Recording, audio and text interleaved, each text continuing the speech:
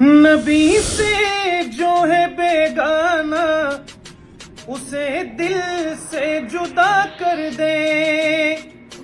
नबी से जो है बेगाना उसे दिल से जुदा कर दे। फिदर मादर बिरादर जानो माल उन पर फिदा कर दे। फिदर मादर बिरादर जानो माल उन पर फिदा कर दे। রসুল পাক সাল্লাল্লাহু আলাইহি ওয়াসাল্লামকে কে কি মানলো না মানলো এটা এখন দেখার বিষয় নাই, আপনি কি মানছেন সেটাই হলো মূল বিষয়।